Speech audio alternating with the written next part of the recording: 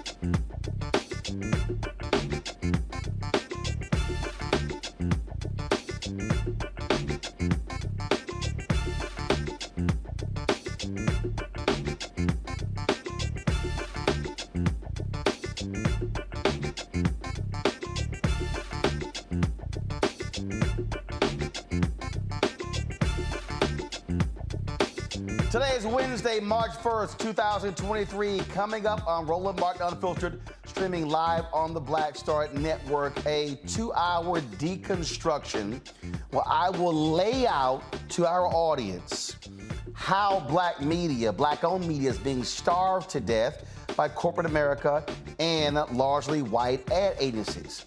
We'll talk about the hoops we have to jump through. We'll talk about how black ad agencies are being frozen out of the money. We'll also show you folks the answers. All these companies that have made commitments to spend with black-owned media, and they're all claiming that they are meeting or exceeding their goals, but where's our money?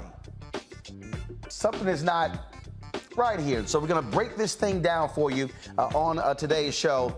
Trust me, this is one of the most important shows we have ever done. It's time to bring the funk on Roland Martin Unfiltered on the Black Star Network. Let's go. Okay, how much time to Whatever it is, he's got the scoop, the fact, the find. And when it breaks, he's right on time and it's rolling. Best believe he's knowing. Putting it down from sports to news to politics. With entertainment just for kicks, he's rolling. It's on go, roll, y'all. It's Roland Martin, yeah. Rolling with Roland now. He's funky, he's fresh, he's real, the best, you know he's Roland Martin now.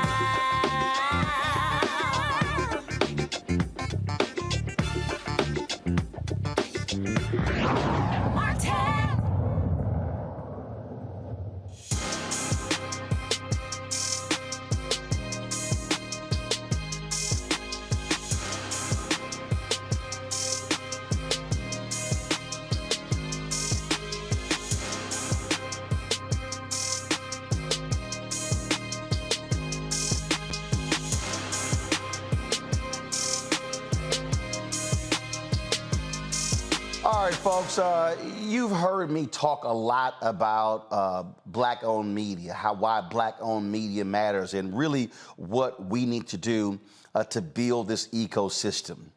And a couple of months ago, when the Tory Lanez trial was taking place, when he was on trial for shooting Megan Thee Stallion, There were a lot of people who were on social media saying, why isn't black media covering this? You know, why aren't they on top of this story? And I said, black-owned media can't be there covering the story because we don't have the resources to dedicate to covering a story like that. I've talked to members of Congress, and they say we come out of our meetings, and CBC members say we come out of our meetings, and there are no black-owned media out there. And I said, we can't afford to pay somebody $80,000, $100,000 to be a congressional correspondent. The fact of the matter is, folks, when you look at most black-owned media today, they're aggregating content. You don't actually have news reporting. You don't have them doing what we do, broadcasting live on the scene when it comes to different things. It's because the advertising ecosystem doesn't reward that. In fact, I've had agencies tell us, oh no, it's brand safety, brand safety. Brands don't want to be associated with news. Really? So when I'm seeing ads run on MSNBC where they give opinion, and I'm seeing ads run on Fox News where they give an opinion, what is that? See, what they've constructed is a world where black-owned media is pretty much focused on sports, entertainment, gossip, makeup, hair, lifestyle stuff. But even with that, what we're seeing is that black-owned media is withering on the vine. Over the next 2 hours, we're going to break this thing down for you. We're going to go historical to what took place where Don H. Johnson, Ebony Magazine, had to put out a video to teach advertisers how to sell to black people. We're going to show you how Ebony Jet was cheated out of billions of dollars because of the black tax. We're going to show you how BET was cheated out of billions of dollars because of the black tax. And what we're also going to do is show you all of these companies and agencies that have made these commitments to spend 2 and 3 and 4 and 5 and 8% of their advertising budget with black-owned media, how no one wants to put a number to what that is. And so we're going to unpack this thing for you because you need to understand that without advertising dollars, you're dead as a media company. Media survives off of advertising dollars. So when some black people say, oh man, you out here begging, Disney doesn't have to because they're pulling down $7 billion and $9 billion. We can go on and on and on what's happening because right now in the media industry, the upfronts are taking place. And we're going to explain with our experts what the upfronts are, and we're going to show you how in the main upfronts now, the secondary ad market in September, how we basically are completely frozen out of that and we're left in the scatter market. So we're going to walk y'all through what all of this stuff means so you have an understanding of how corporations and ad agencies want you to keep buying their products, to keep driving their market share, but they in turn do not want to reciprocate and invest in black-owned media, which is a place where you trust your information more than anywhere else. And so we're going to go to a break. When we come back, again, we're going to walk you through this. And trust me, you're about to get a lesson that a lot of other black-owned media people are scared to tell you. But what do I always say? Black-owned media, we cannot be scared. We cannot be afraid to speak truth to power. Or as Dr. King said, we must maintain our militancy as protest organs, informing the public of what's going on. You're watching Roland Martin Unfiltered, a special edition of this show on the Black Star Network. Back in a moment.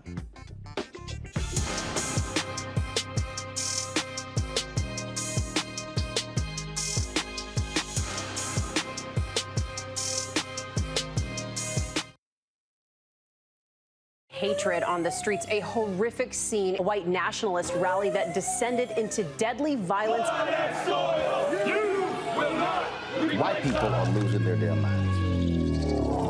as an angry pro-Trump mob storms the U.S. Capitol. We're about to see the rise of what I call white minority resistance. We have seen white folks in this country who simply cannot tolerate black folks voting. I think what we're seeing is the inevitable result of violent denial. This is part of American history. Every time that people of color have made progress, whether real or symbolic, there has been what Carol Anderson at Emory University calls white rage as a backlash. This is the rise of the Proud Boys and the Boogaloo Boys. America, there's going to be more of this. Here's all the Proud Boys, guys. This country is getting increasingly racist in its behaviors and its attitudes because of the fear of white people. The fear that they're taking our jobs, they're taking our resources, they're taking our women. This is white fear.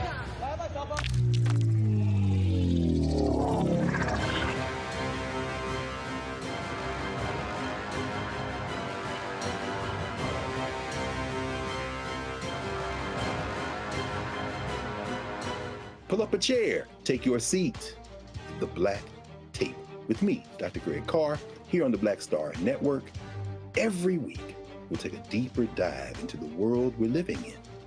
Join the conversation only on the Black Star Network.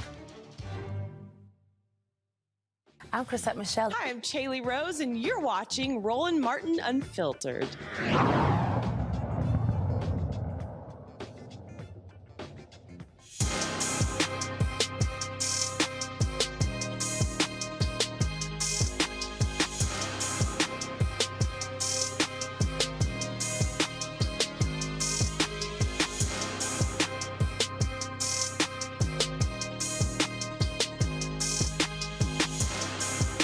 Y'all have always heard me say if we are not having a money conversation, we're not having an American conversation.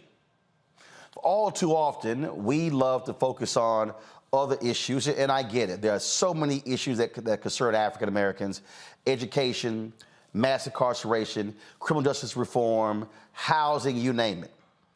But every ill that impacts the black community goes directly back to the money. How we have been frozen out of corporate America, how we've been frozen out of government contracts. Right now, the federal government spends $560 billion a year on contracts, and African American businesses receive 1.67% of all federal contracts. In our business, nearly $1 billion is spent every year on advertising by the federal government.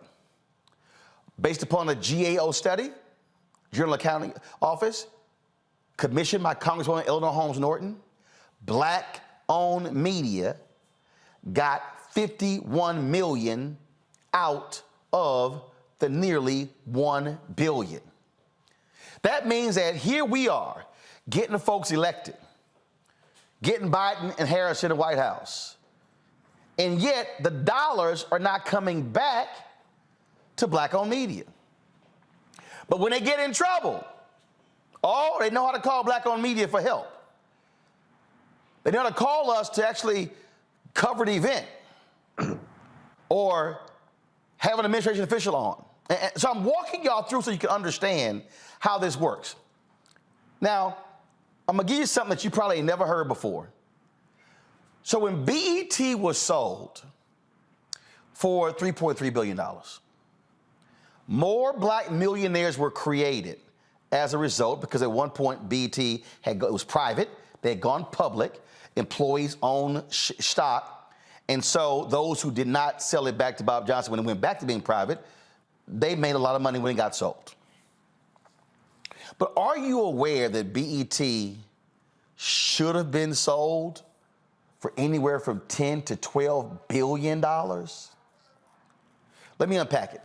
This right here, y'all, is a book by Brett Pulley. It is called The $1 Billion Bet, Robert Johnson and the Inside Story of Black Entertainment Television. Now, in this book, he talks about the sale of BET.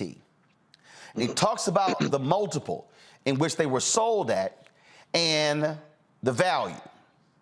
But here's something that you may not realize that was in the book. Go ahead and pull it up, y'all. This is what it says. In addition to having the highest profit margins in the business, BET had lots of room for increasing its advertising rates as a standalone black company. BET was never able to demand that advertisers pay rates comparable to the rates that they were paying mainstream companies. All right. At the time of the acquisition, MTV, which reached 70 million households, was selling a 30-second ad for $8,000.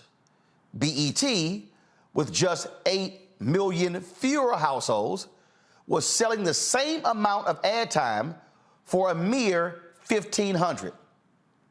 Quote, BET has been pricing itself at a discount to VH1 and MTV, according to Mel Karmazin, who was the CEO of Viacom. This is where Mel Karmazin was wrong. See, he said that BET was pricing itself wrong. No, the industry was refusing to pay BET its fair value because they, let me be real clear, corporate America and ad agencies do not value black consumers as much as they value white consumers. Because of the inequality of income, white corporations and largely white ad agencies, they want to appeal more to white consumers than black consumers. So, do the math. $1,500, $8,000. So if BET was able to get $8,000 versus the $1,500, that means BET would have been worth 4 times more than what it was sold. It was sold for $3.3 billion. So imagine if BET had always been treated fairly by corporate America and the agencies and gotten its fair share. That means that Bob and Sheila Johnson could have actually retained majority ownership of BET by selling the company for anywhere between $10 and $12 billion, which means that if they chose to sell 25% of the company, that was $3 billion. They could have literally, I need y'all to follow me here. BET, Bob and Sheila Johnson, who were the co-founders of BET, could have literally sold BET or 25% of BET for the same amount of money, and they sold the entire company, but they couldn't because BET was being cheated out of the money the entire time. Because the agencies and the corporations did not fully value the black consumer. Now, you might sit here and say, well, okay, well, that's BET. The exact same thing happened at Ebony Magazine. Oh, I know. Oh, my goodness, John H. Johnson. He was on the Forbes list as one of the 400 richest Americans. Ebony should have been a $1 billion company. It never was. Do you know why? Because Ebony was being paid sometimes 10 times less for a full-page ad than GQ or Esquire was being paid, because the same agencies and the same companies did not value the black consumer at Ebony like they did the white consumer at GQ or Esquire. And that is one of the reasons why when John H. Johnson died, the company was in such a difficult situation and they had financial problems and then got sold because they had been cheated out of their fair share for all of those years. We're going to further unpack this because, folks, it is still happening. The loopholes that we in Black-owned media are made to jump through, other white companies don't have to do that. When we come back, I'm going to have my panel here, and I'm going to tell y'all about a company that was launched during COVID that raised nearly $2 billion. And they launched this company, and they sold out $150 million of their ad inventory, and they never had any metrics or numbers to prove it was a smart plan. The ad community just gave this company $150 million. In Black-owned media, we're always been told, prove your numbers, show us you're legitimate. But this company that lasted 6 months got $150 million before they ever opened their doors. I'm gonna break it down. You're watching the special edition of Roland Martin Unfiltered on the Black Star Network. Back in a moment.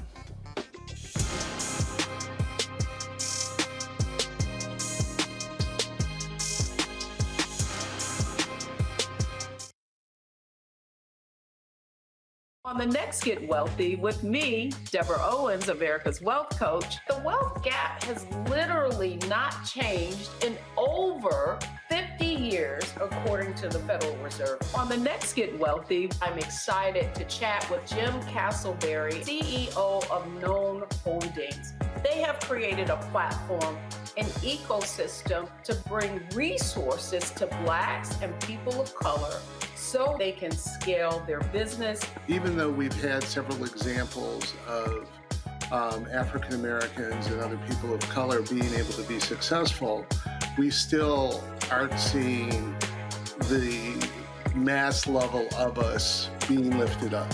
That's right here on Get Wealthy, only on Black Star Network. A lot of these corporations or people that are running stuff push Black people if they're doing a certain thing. What that does is it creates a butterfly effect of any young kid who, wants to leave any situation they're in, and the only people they see are people that are doing this. So I gotta be a gangster, I gotta shoot, I gotta sell, I gotta do this in order to do it.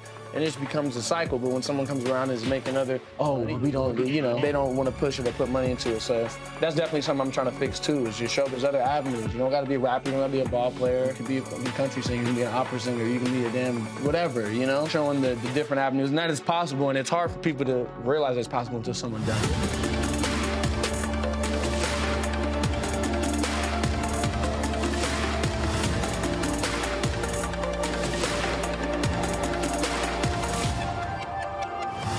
I'm Bill Duke. This is Diala Riddle, and you're watching Roland Martin Unfiltered. Stay woke.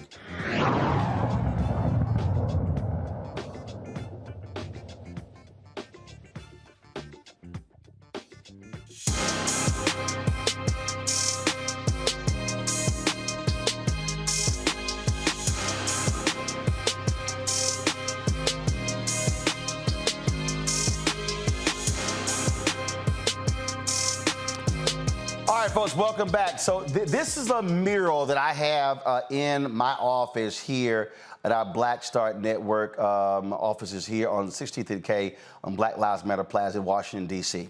And so I had this done by Keenan Whiteout, graphics designer, because this is what is owed to Black-owned media.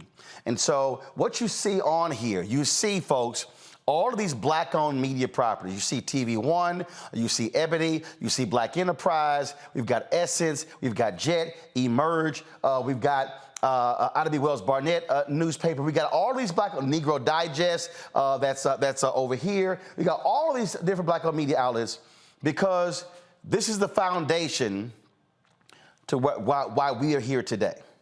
The first Black television station, the first Black-owned radio station. We have all of them on this mural, and that's why we did that.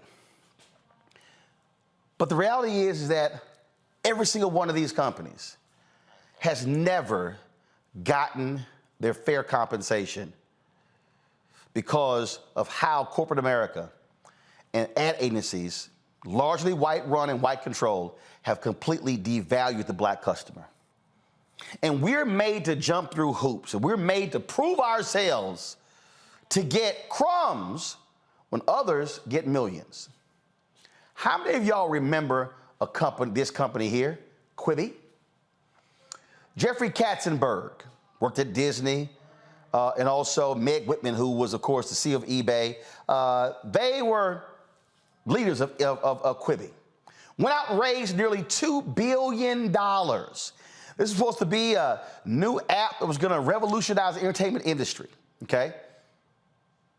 Before they launched, all of these corporations gave them ad commitments. Come on, guys, with the graphic. All of these companies, okay? Before they opened their doors, $150 million was committed by Discover, General Mills, T-Mobile, Taco Bell, P&G, Procter & Gamble, PepsiCo, Ab&Bev, Walmart, Progressive, Google, Anheuser-Busch. Let me be real clear. They didn't leave the graphic right there. They didn't have to prove anything. They had no numbers. They had no research. They had no data. They literally had nothing. They had nothing. They gave them the money on the strength of, oh, it's Jeffrey Katzenberg. He can do no wrong. It's Meg Whitman. Oh, she could do no wrong. Oh, my goodness. They sold out of their ad inventory before they even launched. Y'all, Quibi lasted 6 months before they shut down. Do you think they gave the money back? I don't think so. I'm bringing my panel right now. Joining me is Todd Brown, founder of Urban Edge Network, Clifford Franklin, CEO of Fuse Advertising out of St. Louis, and also Randy Bryant, diversity and inclusion strategist, speaker, trainer, and writer. Clifford, I'm starting this way because I want to give people, again, a well-rounded understanding of what we're dealing with here, what we're dealing with in terms of this industry and how black-owned media is dismissed, how we are relegated to getting crumbs, and then folk expect us to be excited and treat the crumbs as if it's a whole meal. And I use the example of BET because that literally, cheating BET out of its ad dollars cheated Black America, the black people who own stock in that company, cheated them and their families out of millions and billions because of racism by corporate America and the ad agencies and the devaluation of the black consumer. Roland, you're absolutely correct. First of all, thank you for keeping this topic, at the top of the food chain. It is so important that we continue to push and fight. As you know, Fuse, we've been around since 1997, and we've been in this fight. Once they determined that they would aggregate all of the media with these holding companies, it pretty much left it to the device of the major ad agencies to pick and choose where they wanted to spend media. When we were controlling media budgets, money was going to black media outlets. It still was kibbles and bits. It was still crumbs, but we at least had a level of control over what people were able to buy. So now we're in a situation where even when you look at political advertising, the so-called general consultants who lose election cycle after election cycle get all of the media dollars. Very little goes to the media outlets, and again, they depend on the black vote. So this continues to be a problem. We're going to continue to keep fighting, but this is just something that, until I guess our consumers say we're going to stop pushing for you, we're going to stop voting for you, they'll keep doing it. But in the meantime, they know that they're going to come and depend on us, and we're going to bail them out every time. And when you say we, you're talking about black ad agencies. And so we've seen many of those folks go out of business. Many have to sell to mainstream companies to even stay in business. They're not independently owned businesses. Todd, I talked about a black enterprise. I also mentioned Ebony. You ran Ebony. You ran Jet. Walk people through the difference between what Ebony was getting for full-page ads and what they were paying GQ and Esquire when Ebony was much larger. Yeah, thank you, Roland, for having me on the show. And I was the chief revenue officer, EVP, and group publisher of Ebony and Jet for about 3 years. And our average page rate when I got there was in the $20K range for Ebony and was in the $6,000 to $7,000 range for Jet.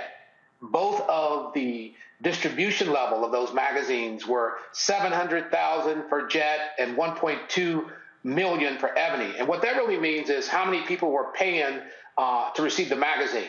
This trick in Ebony and Jet is it's not just the people that receive the magazine, but those magazines last sometimes months, even years in their readership. So we were averaging about 10 million in readership.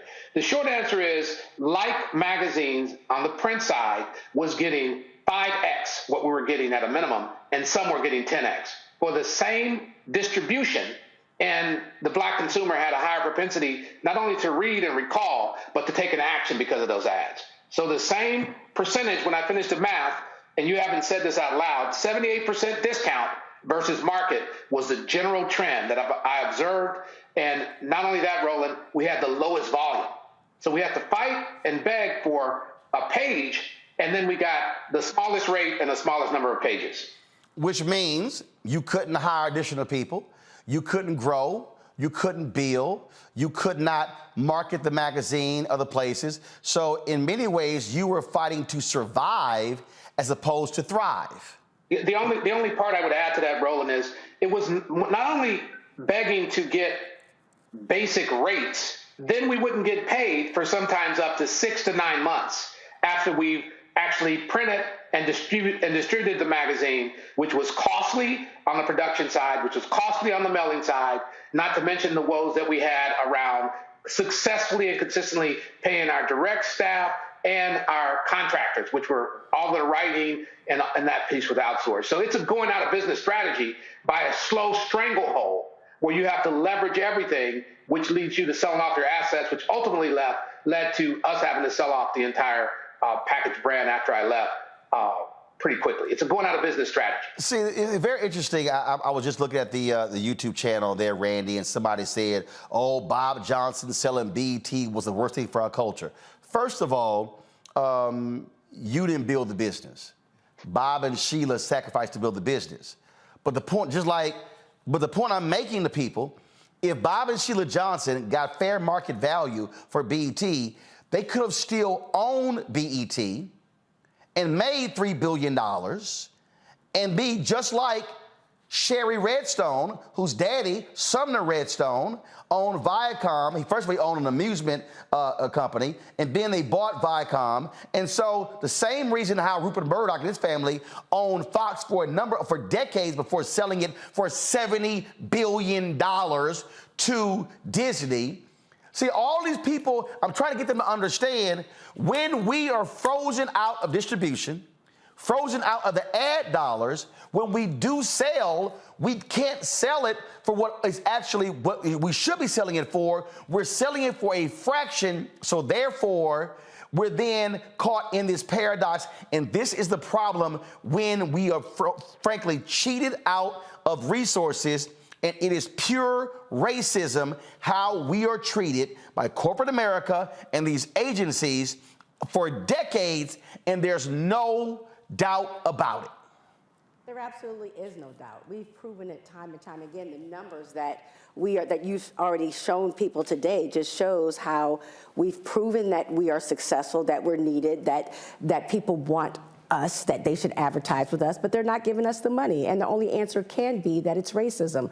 I think the comment that came in on YouTube that said that that was the worst mistake that Johnson made when he sold it, really lends into this attitude that when Black people are in business, or that Black media is somehow a social justice experiment only, or it's charity.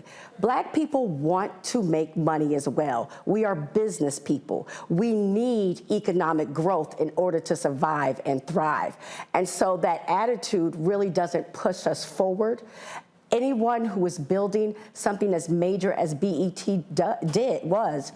deserves to be paid fairly, as these other organizations are, but we're not. And that continues.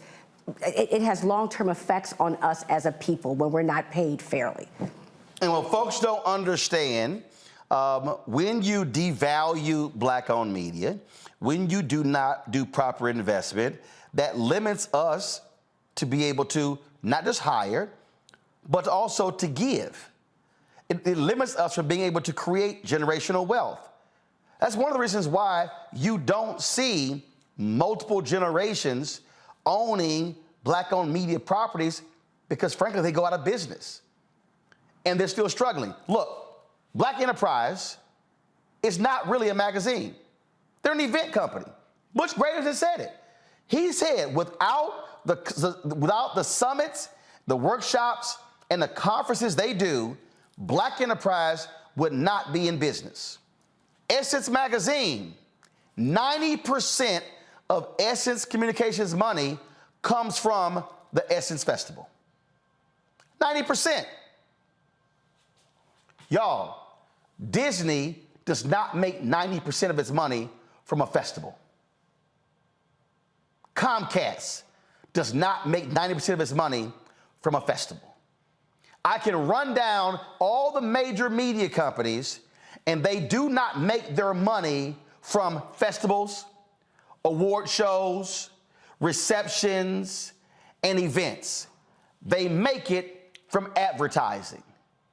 And what we are forced to do, we are forced to have to put on a party, a reception, hand awards out, spend a lot of time and energy and money on an event with a low profit margin, when these other companies, these white media companies, they're running ads.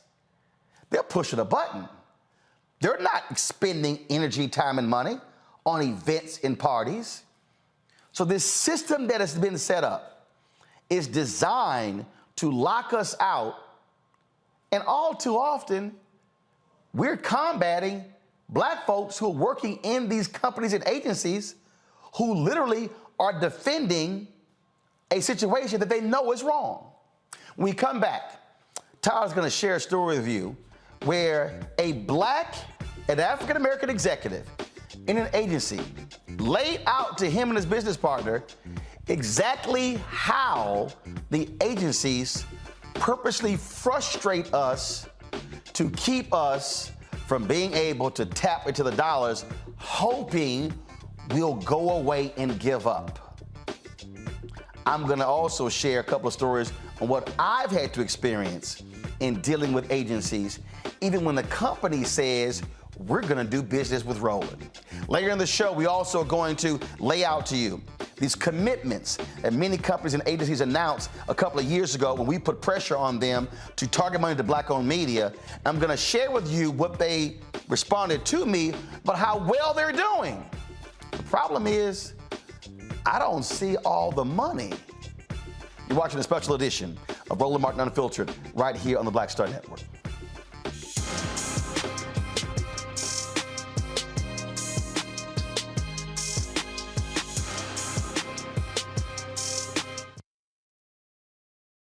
Black Star Network is here. Oh, no punch! I'm real revolutionary right now.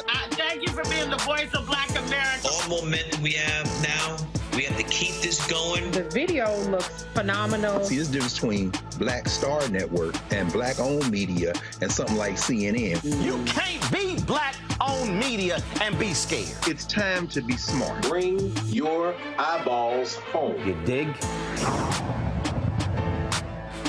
Next on The Black Table with me, Greg Carr, we featured the brand new work of Professor Angie Porter, which, simply put, is a revolutionary reframing of the African experience in this country. It's the one legal article everyone, and I mean everyone, should read. Professor Porter and Dr. Valencia Watkins, our legal roundtable team, join us to explore the paper that I guarantee is going to prompt a major aha moment in our culture. You crystallize it by saying, who are we to other people? Who are African people to others? Governance is our thing. Who are we to each other? The structures we create for ourselves, how we order the universe as African people. That's next on the Black Table, here on the Black Star Network.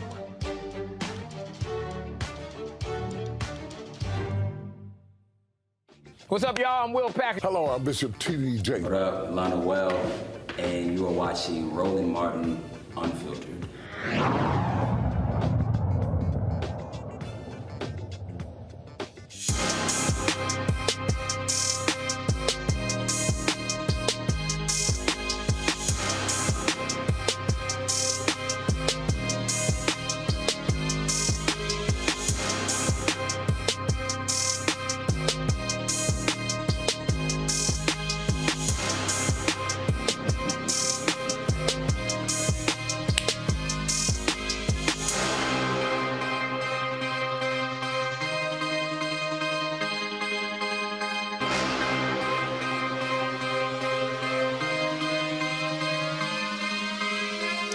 Welcome back to Roland Martin Unfiltered. As we do this deconstruction of the media business and how Black-owned media is pretty much starved of resources, even though Black consumers over-index on the products of many of these companies. Cliff Franklin with Refuse Advertises with me, Todd Brown, Urban Edge Network, Randy Bryant, a DEI specialist trainer, is here as well. So Todd, I want you to share this story. I know Cliff has 1,000 of these stories as well. I want you, and Cliff, I want you to share the one on the political side. But Todd, there was a Black executive of an agency who told you and your co-founder, Hardy Pelt, oh, no. The game is to frustrate you so you give up. Yeah, there's a couple of stories there, Roland. The one that I think is most telling is the conversation starts with an idea around diversity, equity, and inclusion as a budget, as opposed to a marketing and advertising dialogue.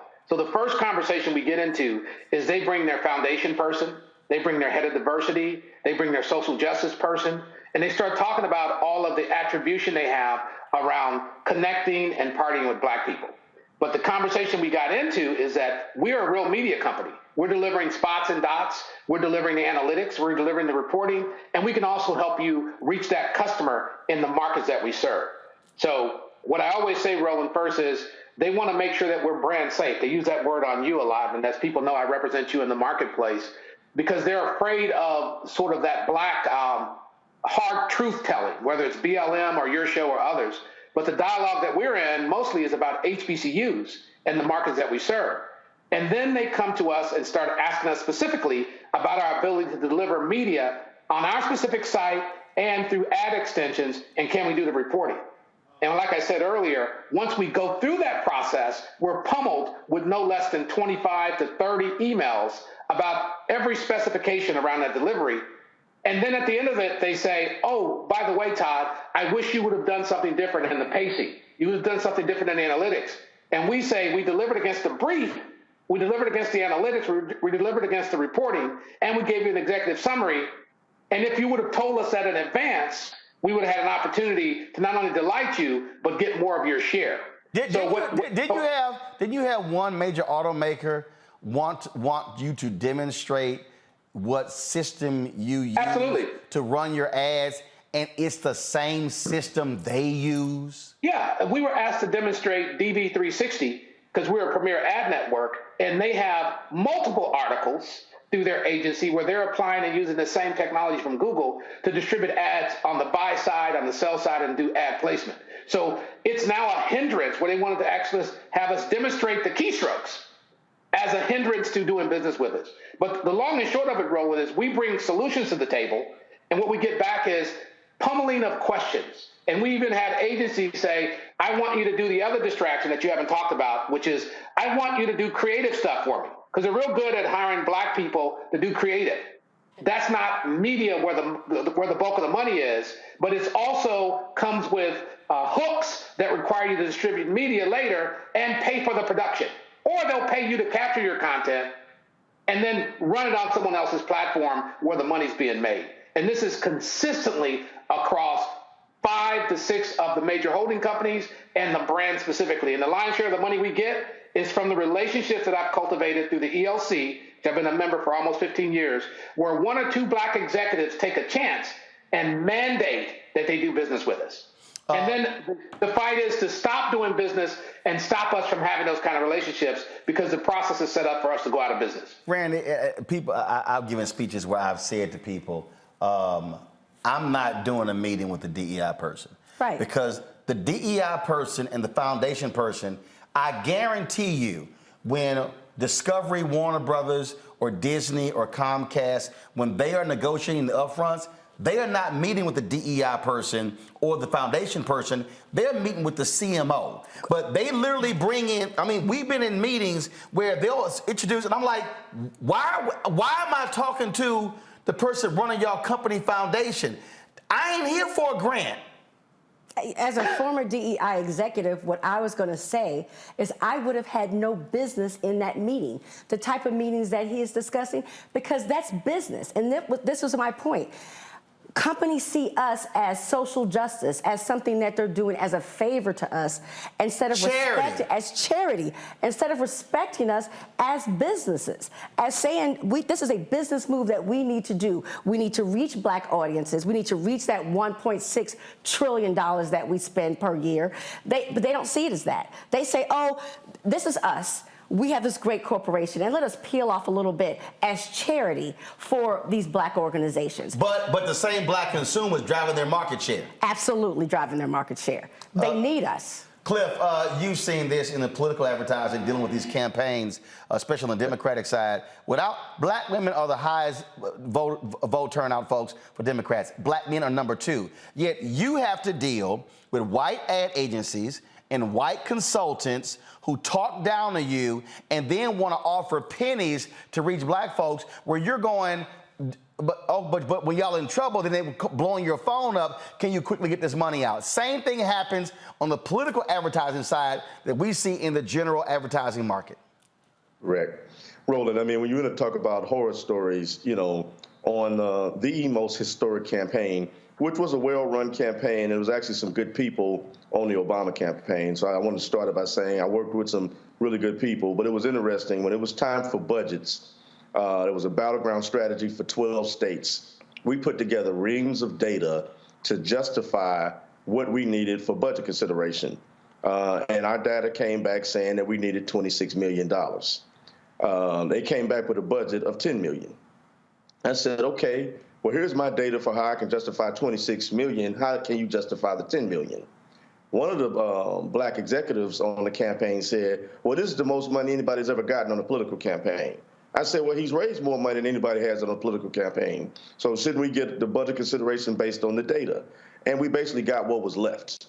And that's what we have to deal with. Even when you look at the congressional and the senatorial campaign committees, the general consultants don't have to go through an RFP process, but all of the black consultants have to go through a sham RFP process, and then they'll pick one that, you know, they've decided they want to handle some of the black media, which is still going to be a very small portion. So this goes on and on every election cycle. I've been doing national political campaigns since 2004, and every cycle it's been that way. But note, the last time we've had a national campaign manager, I believe, was the Al Gore's campaign, and that was Donna Brazile.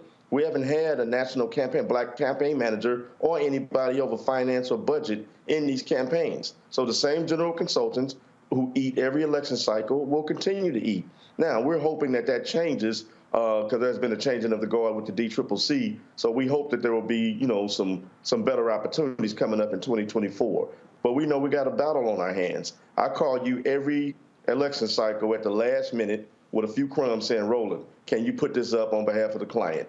I don't even ask you what metrics you're going to give me back. I just know I need to give you some money, just like I do the other black media outlets.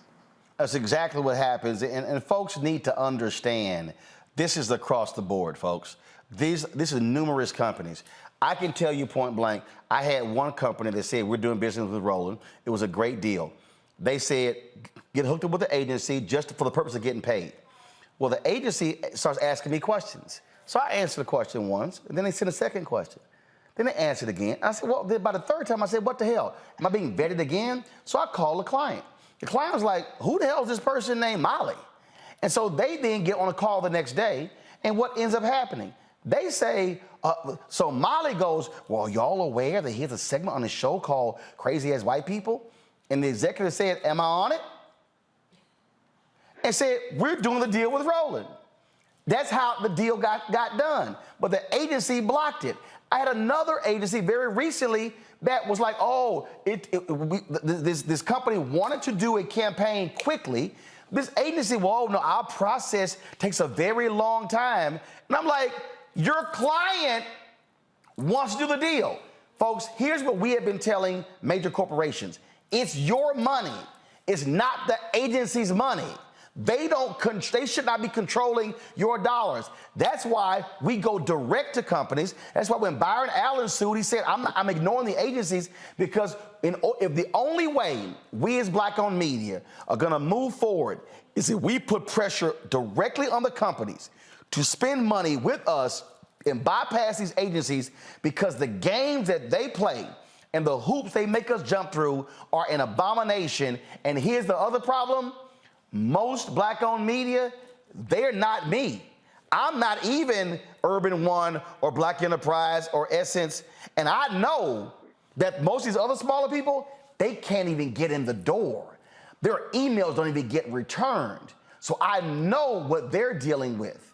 Folks, this is how we stay broke. This is how we stay small. This is how we are unable to build major black-owned media institutions because they basically have imposed economic apartheid against us. And then it's like, oh, we'll do 1% and 2%. When I come back, we're gonna talk about that 1 or 2% thing. And let me show you, when we talk about numbers, what that looks like. You're watching the special edition of Roland Martin Unfiltered on the Black Star Network.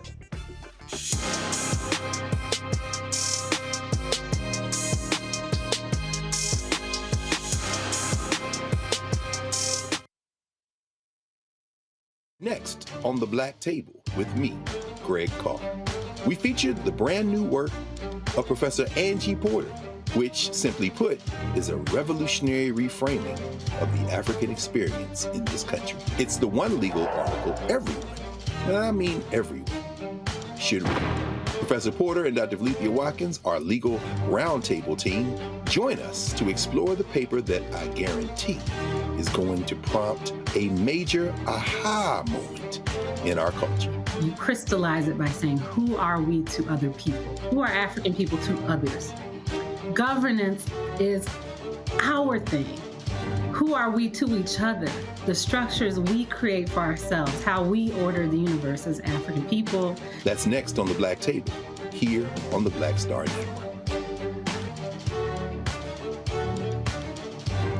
A lot of these corporations or people that are running stuff push black people if they're doing a certain thing. What that does is it creates a butterfly effect of any young kid who, wants to leave any situation they're in, and the only people they see are people that are doing this. So I gotta be a gangster, I gotta shoot, I gotta sell, I gotta do this in order to do it. And it just becomes a cycle. But when someone comes around and is making we don't, they don't want to push it or put money into it. So that's definitely something I'm trying to fix too, is just show there's other avenues. You don't gotta be a rapper, you don't gotta be a ball player, you can be a country singer, you can be an opera singer, you can be a damn whatever, showing the different avenues. And that is possible, and it's hard for people to realize it's possible until someone does.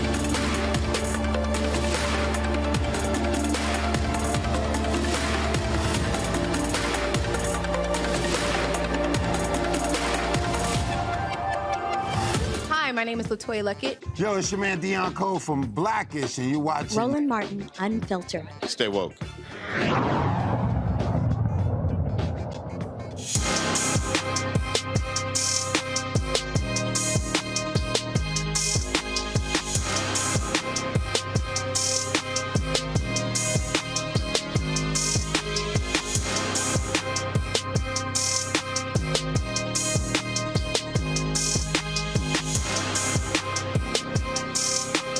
right, folks, welcome back to Rolling Martin Unfiltered on the Black Star Network.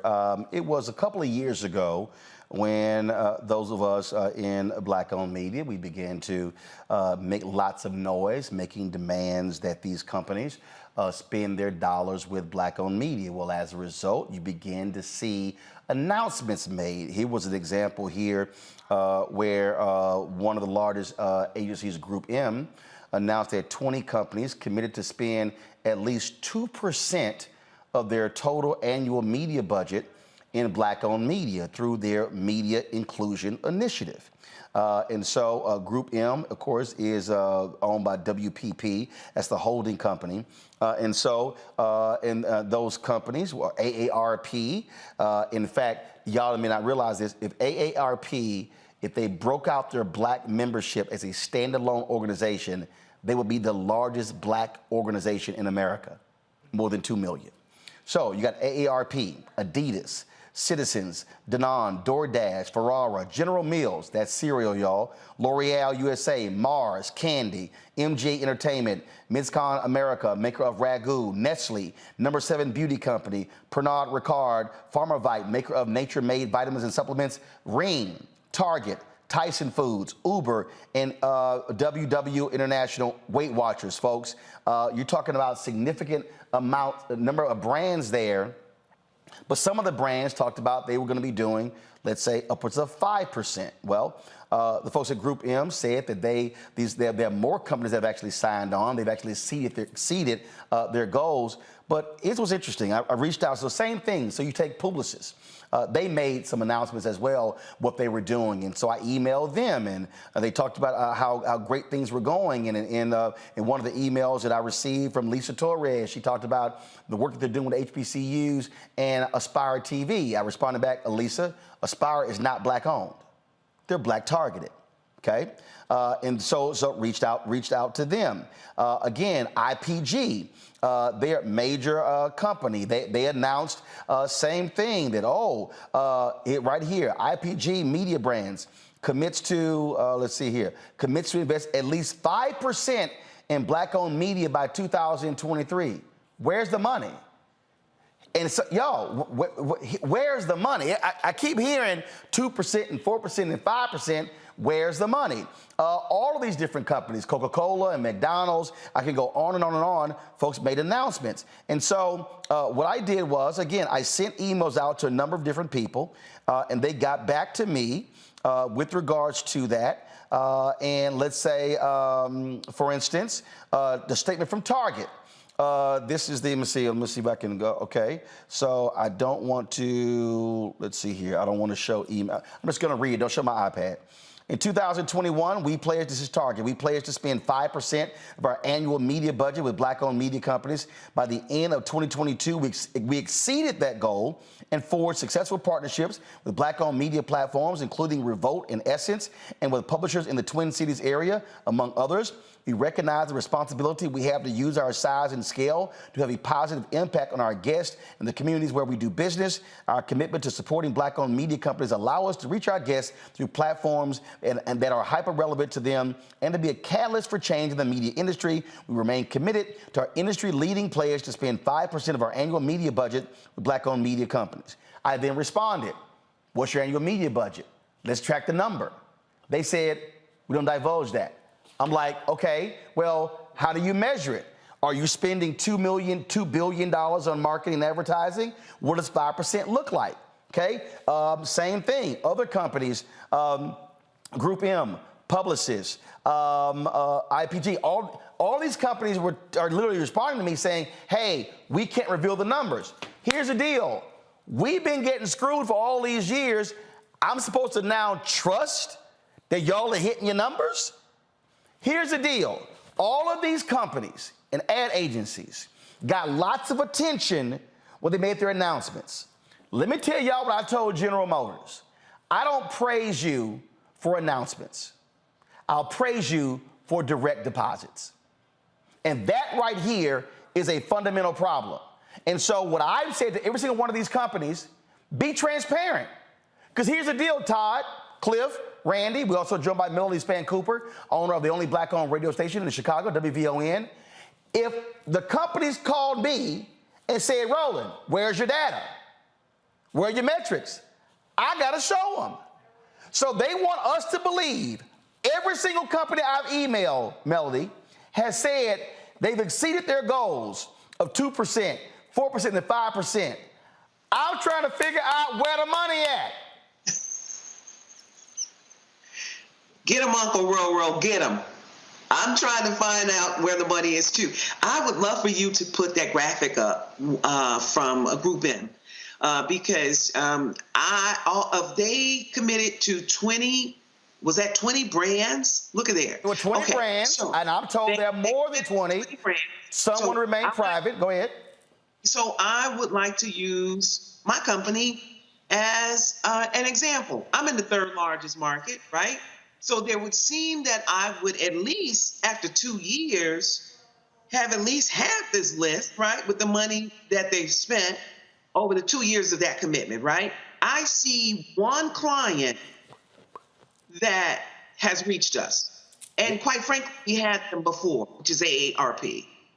So I'm wondering, these agencies have so many people working in them, doing so many different things. The brand manager, I mean, all these incredible titles. You've got that many people working for you, and in 2 years, you cannot figure out how to reach a legacy company in the third largest market with at least half those brands? Come on now. Come on. When we started this after George Floyd, right? I asked everyone, is this a moment or a movement for you? Yep. Is this a moment or is this a movement, right? Now, I'm not going to sit here and tell you that my numbers are not up. They are up, right? But with the people who came to the table and the number of commitments that were made, I should at least, my business should have increased threefold, fourfold. And I can't tell you that that has happened. Yep. Look, right? I really appreciate this conversation. I'm going to show you this right here. All right. So Walmart put out this statement May 21st, 2021 from their CMO, William White.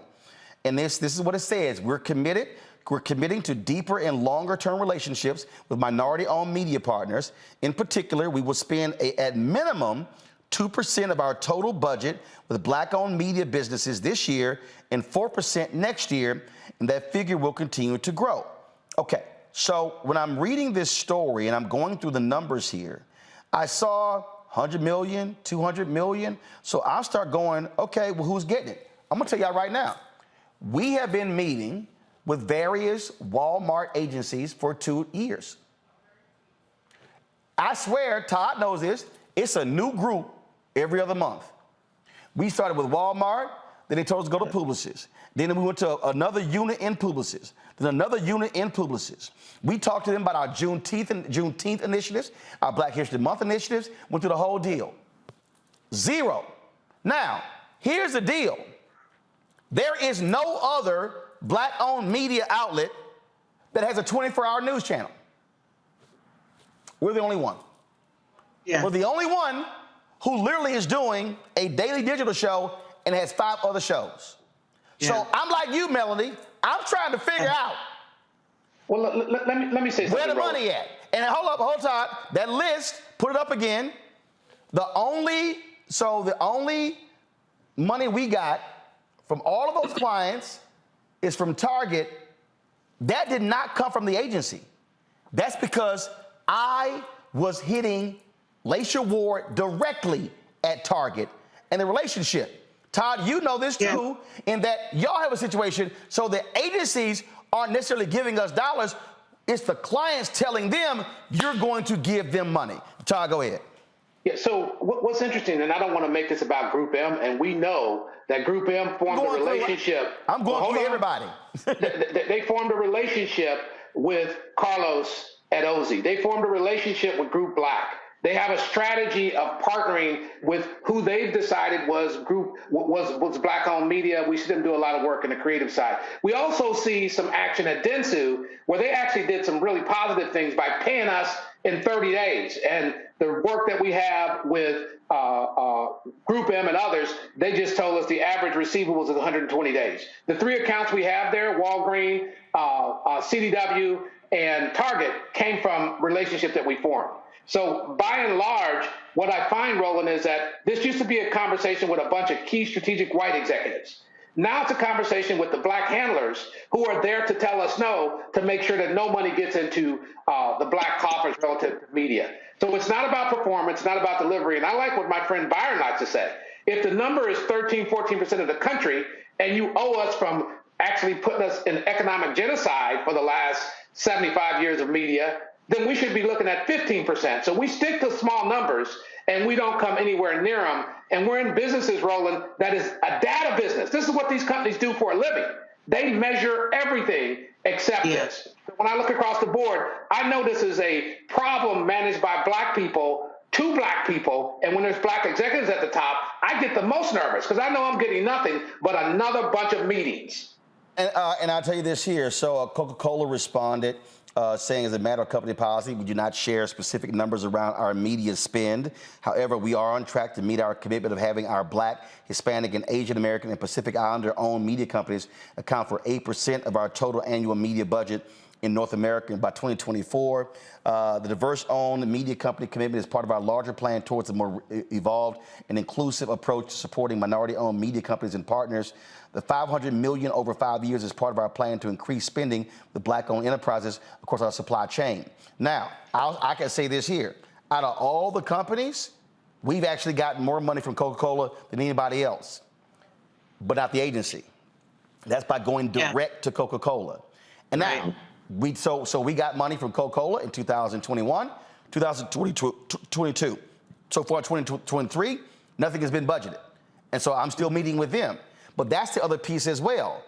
In order for how the game works, you need multi-year commitments. Todd, you mentioned Dentsu. Dentsu, you mentioned Ozy.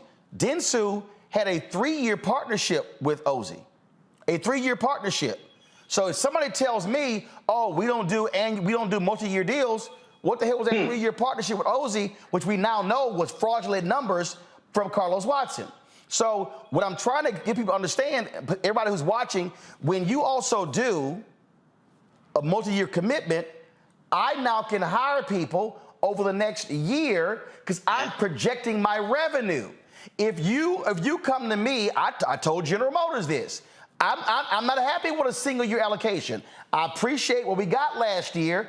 I'm looking for a multi-year partnership and commitment because now I can project my revenue and build my staff and grow my staff as opposed to, damn, new year, oh, let's see what the hell comes in, and now I'm in survival mode.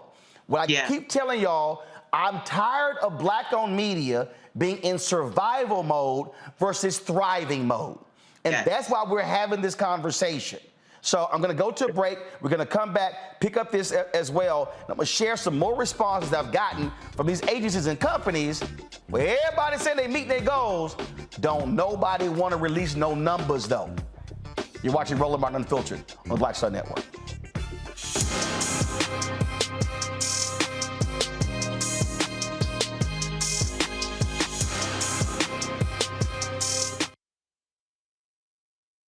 Hatred on the streets, a horrific scene, a white nationalist rally that descended into deadly violence. White people are losing their damn minds. As an angry pro-Trump mob storms the U.S. Capitol, we're about to see the rise of what I call white minority resistance. We have seen white folks in this country who simply cannot tolerate Black folks voting. I think what we're seeing is the inevitable result of violent denial. This is part of American history. Every time that people of color have made progress, whether real or symbolic, there has been what Carol Anderson at Emory University calls white rage as a backdrop. backlash. This is the rise of the Proud Boys and the Boogaloo Boys. America, there's going to be more of this. Here's all the Proud Boys, guys. This country is getting increasingly racist in its behaviors and its attitudes because of the fear of white people. The fear that they're taking our jobs, they're taking our resources, they're taking our women. This is white fear.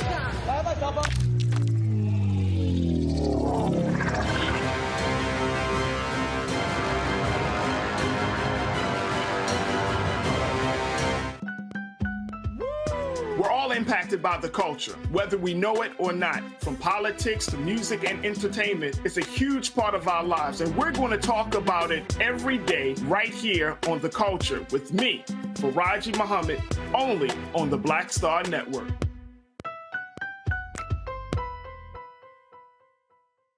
Hi, I'm Gavin Houston. Hey, what's up, y'all? It's your boy Jacob Lattimore, and you're now watching Roland Martin right now.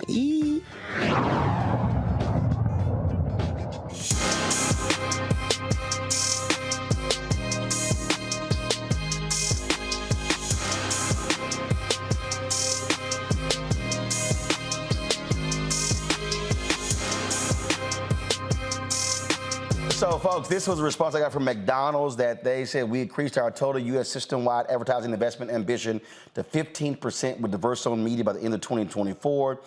Said in 2022, increased our investment with several Black-owned media partners, including Essence Ventures, Blavity, Revolt, Pod Digital, and others.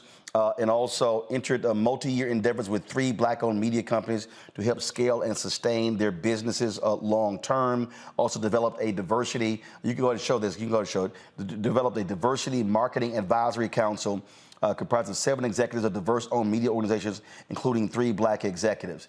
That's from McDonald's. I read you Coca-Cola. Again, I'm going to read you in a second, Procter & Gamble. Before I do that, Randy, you wanted to say something because you, as a DEI expert, you're listening to the language in these statements. Right. I mean, just the language that is used saying responsibility. We have a responsibility to do this work. It's not a responsibility, it's a business decision. If Black consumers are spending the money we are, $1.6 trillion per year, it makes sense that advertisers would advertise with Black media. And really the question should be, why does it have to be this big conversation, this big push, these initiatives? Why are they talking about what they're going to do after George Floyd was murdered? Right? As if, again, it's a social justice issue and not an issue of business. Cliff, Procter & Gamble said, y'all can go to my iPad, we doubled our Black-owned media spend from 2021 to 21-22. We're on track to double it again from 21-22 to 22-23. Laid out the things that they have sponsored. They mentioned the various different platforms: Black Enterprise, Ebony, Essence, TV One, Urban One, National Association of Black-owned Broadcasters, Bounce, Black Doctor, Upscale, AUR, and more. I ain't seeing Black Star Network there. And then, of course, there's other different events. But here, I'm going back to the basic thing here, Cliff. It's a numbers game and it's a PR game. This is what I mean, because this is this is all the different companies. Nobody wants to say what the 2% represents. Are you that's right. Are you spending because if you're spending $1 billion on advertising and you're promising 2%, that means Black-owned media should be getting $20 million. If you're spending $3 billion, I'll give you a perfect example, Cliff. We have been meeting with PepsiCo. Guys, pull the Quibi graphic up, okay? This is a perfect example. These are some of the 25 advertisers that gave Quibi $150 million and bought out their entire inventory. Before they even launched, before they pressed go, PepsiCo is one of them. We have been meeting with PepsiCo for 2 years. I sent an email, a tweet to one of the board members, and then they responded. John Banner, who's now left to go to McDonald's. We've had multiple meetings. Nothing. Now, here's the deal. I know Black folks drink Pepsi. Pepsi can't say, Roland's not brand safe, when I've done 3 years with a deal with Coca-Cola. Your partner. Pepsi and Coke do have pouring rights deal with HBCUs. And so I'm sitting here, I got to ask the question, PepsiCo, how do you give Quibi money with no metrics, no data, I got 4 years of data. 4 years. Black folks, they know my connection with black people, and literally nothing so far. And not only this here, because I need people to understand numbers.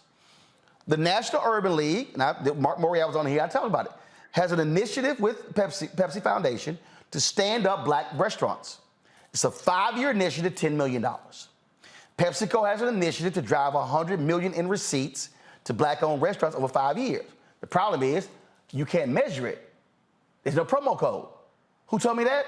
One of the black restaurant folks on the committee. Now, imagine if PepsiCo, I'm gonna go to you next, Melanie. Imagine if PepsiCo said we're gonna do 5% of our marketing budget with black-owned media. Based upon our research, PepsiCo spends about $3 billion a year on marketing. That's $150 million. That means over 5 years, black-owned media would get $750 million. Which one is bigger? The 5-10-year $1 million initiative with the Urban League, $100 million in receipts to black restaurants, or the $750 million? Those are game-changing numbers, Cliff, then Melody. That's what we're talking about here. That's increasing the multiple, allowing us to build, not remaining small. Cliff? So, Roland, whenever I'm out pitching GFN TV and we're growing streaming video network, I use the Quibi example, and everybody gets uncomfortable, but I open up the meeting with the Quibi example just so they'll know that I know. So I know what they're capable of doing. I know what they want to do. That's why this is called a media investment. When you can enter into a long-term partnership with a platform, it allows for our platforms to scale. So they were going to make basically a media investment in Quibi, and Quibi failed. They could make a long-term investment in your platform, in my platform, and others, and allow us who have proven track records, who have data, who have been around for a number of years now, to do the same thing and make that investment. So as I'm pitching it now, I'm going beyond spots and dots. Yes, we have data. We have global data because we're Global Fusion Network. But beyond that, I'm pitching the fact that you can do this. You have the power to do that. The problem is sometimes I think the agency has more clout than the client. And correct me if I'm wrong on that, but it just seems like sometimes the client is actually deferring to the agencies. And I see that all the time, even on the political side. The client lets the agencies run the show. Melody, go ahead. I think he's 110% correct. Not only that, what you are finding now, they're saying that they're spending this money and they're being so lazy with it. Listen, you don't have to go far to find Essence, Black Enterprise, Urban One, some of these already scaled companies, and I get it, they're going to get the lion's share of many of these budgets. But here's the problem. Those of us that are on this phone who own these assets, right, who may be independent, may be more niche or smaller, we continue to get overlooked. So really the scale has not changed, and you got to give credit where credit is due. There are some companies that have really leaned in, like you talked about GM. On my side, Walmart has really stepped up. But I'm going to give you a perfect example, because that which cannot be counted cannot be measured, right? Blue Cross Blue Shield. I'm thinking about, I'm in the third large, I'm in the city with these big companies, right? Give you a perfect example. They spend $15 million in local advertising in Chicago. 15 million. I got zero. Zero. They got a black president. They got a black chair of their board. They sent me all around for 1 year, Roland, trying to connect on a proposal I gave them that covered both my talks, my radio stations, my Spanish station, and my black station. Might have been $300,000. They become so arrogant. They come back and they said, what we'll do is we want to test case you with $20,000. They took my $300,000 proposal and they made it $20,000. So I told them to keep it, right? I can't perform for that.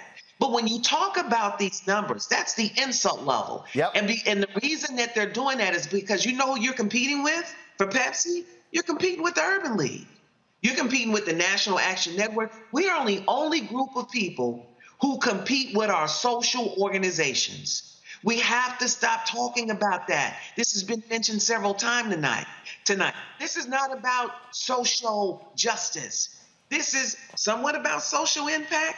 It's about investment. Call it what you call it for the white people. It's investment.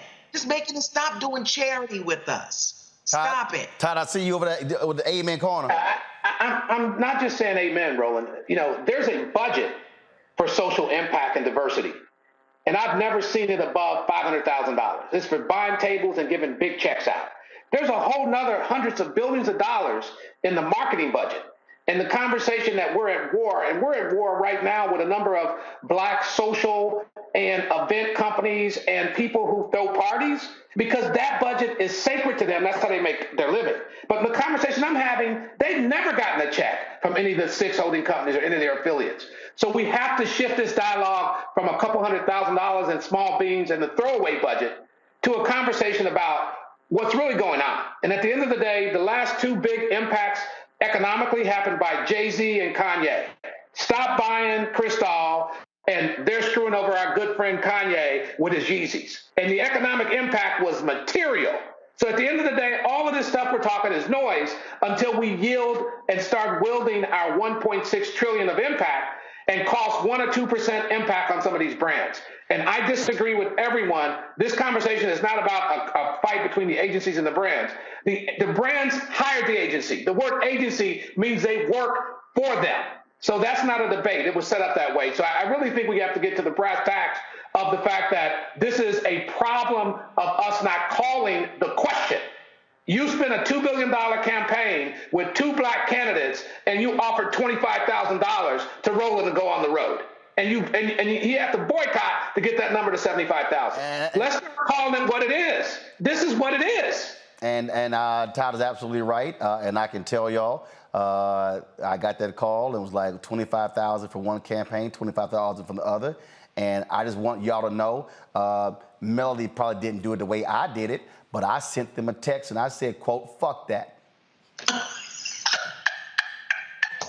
And I said, I will keep my Black ass at home. Good luck in your campaign.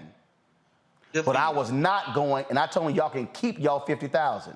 I said, but you're not gonna ask me for a ground game. You wanted me on the road.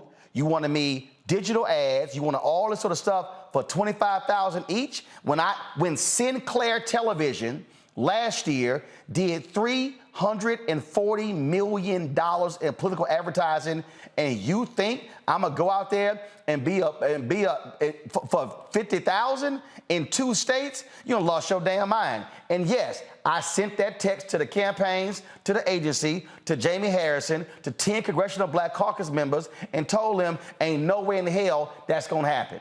Y'all, the only way this game changes is when Black-owned media refuses to accept crumbs as a meal.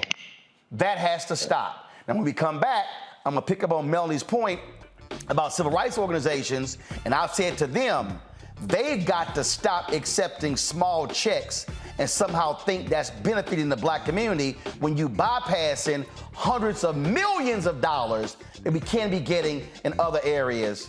And what did Dr. King have to say about this here? He told us on April 3rd, 1968. I'm gonna show it to you. You're watching Roland Martin Unfiltered on the Black Star Network.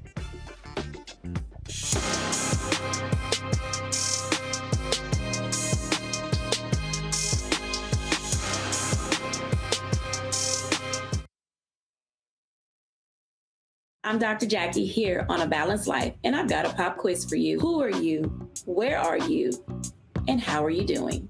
These are 3 important questions that you should be asking yourself every day. I can't be authentic with you if I'm not being authentic with myself. I know who I am and I know whose I am. And when you know that, you're unstoppable because you're going to show up as your authentic self no matter the room that you're in. Discovering the true you and the culture around you. That's next on A Balanced Life on Black Star Network. When you talk about Blackness and what happens in Black culture, we're about covering these things that matter to us, speaking to our issues and concerns. This is a genuine people-powered movement. There's a lot of stuff that we're not getting. You get it, and you spread the word. We wish to plead our own cause too long have others spoken for us. We cannot tell our own story if we can't pay for it. This is about covering us. Invest in black-owned media. Your dollars matter. We don't have to keep asking them to cover our stuff. So please support us in what we do, folks. We want to hit 2,000 people, $50 this month, raise $100,000. We're behind $100,000, so we want to hit that. Y'all money makes this possible. Checks and money orders go to P.O. Box 57196, Washington, D.C. 20037-0196.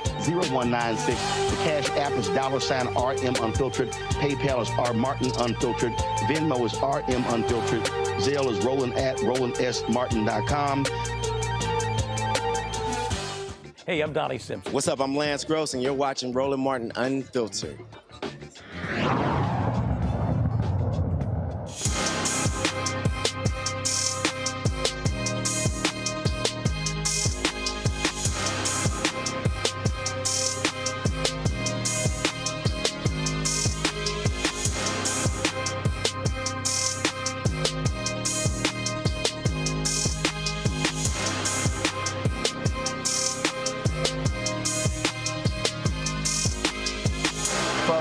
The folks at Verizon hit me and they said that they're going to be reporting on their goals annually. They'll be releasing their 2022 results in the coming months. And I told you, so we're sitting here hitting all these different people. We hit the different. So just so you know, Group M responded to us.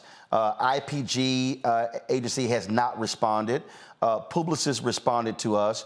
Omnicom has not responded to us. Havas has not responded to us. And so do understand, I'm going to get the answers. And so, again, I'm here every day, and I own it. And if I got to do this every day, I'll do it every day. As Frank Lucas said in American Gangster, I'm going to get that money. Now, I need people to understand Dr. King understood everything we're talking about. April 3rd, 1968, Mason Temple, the night before he was assassinated, he lays out in a 43-minute, 16-second speech, really the blueprint for Black America moving forward. Too many Black people have only heard the mountaintop part, totally have ignored what he said earlier. In the speech, he actually referenced Reverend Jesse Jackson Sr., where he talks about the responsibility of Black America holding companies accountable who get our money for products but do not have reciprocity. Play it. And our agenda calls for withdrawing economic support from you.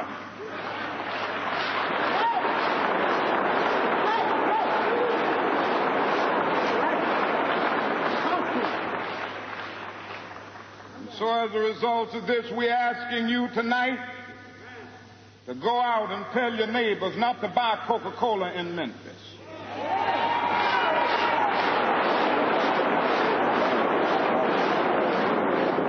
Go by and tell them not to buy sealed test milk.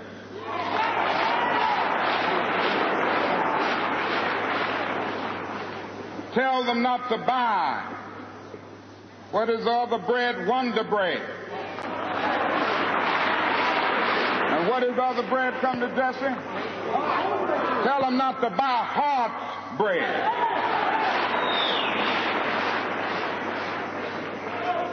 As Jesse Jackson has said, up to now, only the garbage men have been feeling pain.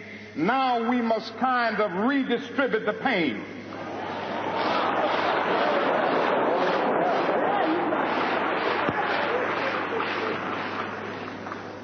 We are choosing these companies because they have been fair in their hiring policies, and we are choosing them because they can begin the process of saying they are going to support the needs and the rights of these men who are on strike. And then they can move on downtown and tell Mayor Loeb to do what is right. Now, one of the reasons they were so successful was with Operation Breadbasket, an idea that Dr. King got from Reverend Leon Sullivan. Martin Depp, was a white pastor out of Chicago, was on that committee in Chicago, and I've referenced this book numerous times. It's called Operation Breadbasket, an untold story of civil rights in Chicago, 1966 to 1971. And what they did is what we're doing with this show. They first educated African Americans first about the issue. Well, here's what they did, which I've been telling these civil rights groups they got to start doing. They didn't just say hire black people. They told companies deposit money in black banks. They told them hire black companies when it came to contracts. They had a very detailed strategy in doing so. Now, Depp writes the greatest failure, though, of Breadbasket was that they did not do proper follow-up. They had announcements of MOUs, but they did not come back in terms of forcing them on the accountability part. What I've said to civil rights organizations, you don't let companies come and give you $500,000 and you don't have a racial index. You don't have them come to you and you say, well, wait a minute, what about transportation contracts, catering contracts, event planning contracts, PR contracts? Who are your bond companies? What about your attorneys? Literally the entire professional services and black-owned media. Wells Fargo was a big presenter of the NAACP Image Awards. That's great, but how much money did black consumers lose in the housing crisis as a result of those practices? Has Wells Fargo properly reinvested in black America? I say the answer is no. We can go company by company, and I've said to the NAACP, to the Urban League, to the National Action Network, you should be making a higher level of demands to say if y'all want our stamp of approval, it has to mean multiple millions and not just sponsoring an event. Terrell Whitley is the CEO of Liquid Soul, an agency out of Atlanta. Terrell, we've talked about this numerous times about what's happening with these companies when it comes to these agencies, when it comes to these folks. You've had to walk companies through who didn't get it. But the issue that we still are dealing with is that the amount of money that they are spending is minuscule. It is small. Yet we see white media companies. Right now, the upfronts are going on. By June, 80% of the $322 billion, almost $400 billion spent annually, will be allocated, and black-owned media will be virtually non-existent in that 80%. And then the second wave is in September. And so the money that we get typically is what is in the scatter market when they go, well, how much money we got left over? We got to spend this money in the last quarter. So all of a sudden, Melanie phone rings, my phone rings, and it's like, hey, Cliff knows it. I got 30, 40,000, 50,000 to spend. Hey, man, where can I spend it? And it's like, we've been looking for y'all for the last damn 9 months. Terrell? Yeah, you're exactly right. I mean, it's been a systemic issue that we've dealt with for a very long time. I think, you know, as I listened to Dr. King and you talked about the follow-up of these MOUs, it really rested on my heart how sometimes we are, we're kind of scattered and not focused collectively on shifting an agenda. One of the things that I talked about, even as I watched the Grammys and some of these award shows, is as we celebrate 50 years of hip hop, do we still own hip hop? Who owns hip hop? They do. We created it. It belongs to us. It is completely and totally based off of our culture. It is a global phenomenon that we don't own. So I look at this equation on both sides. I look at what is it that they're doing and what's the equitable level position of engagement, knowing that from a marketplace perspective, we know that we deliver power. But then the other side of the coin is how do we control, manifest, and effectively pull our power together to show it, demonstrate it, and ultimately impact change. So what you're saying and what you're doing is very key for others to understand that you can't be out here alone. We have to find spaces and places where we have a united front, where we connect and lock arms, and we say no more. You will not go past this line without us. And it has to be at the equitable position of engagement for us to participate properly, financially, in the decision making, in the executives in the room and representation. And ultimately, we have to be able to carry that through, follow it through, and see systematic change from top to bottom. You mentioned collective.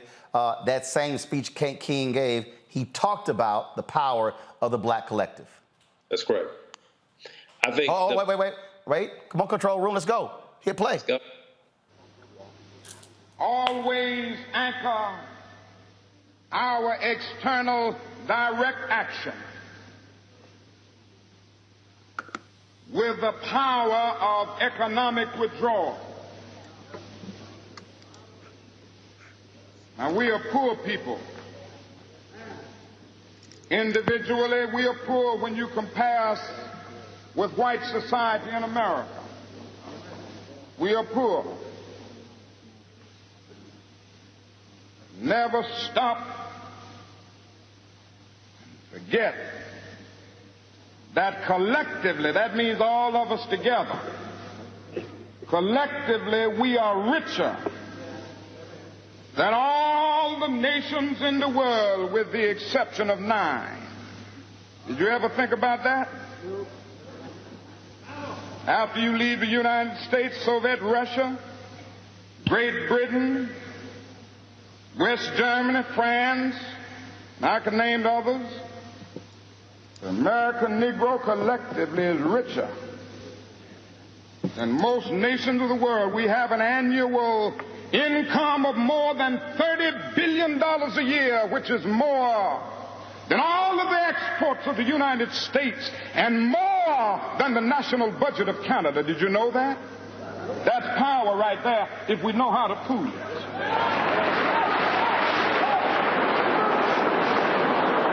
So, Todd, I believe what has to happen, and I'm going to get everyone's comment on this, is we have to move, again, as a collective, because we've seen it. We've seen how the agencies and the companies will pick off this group, or no, we're not going to meet with y'all together. We're going to meet with y'all separately, and they give somebody a little extra, and they're happy without realizing we could take down billions together.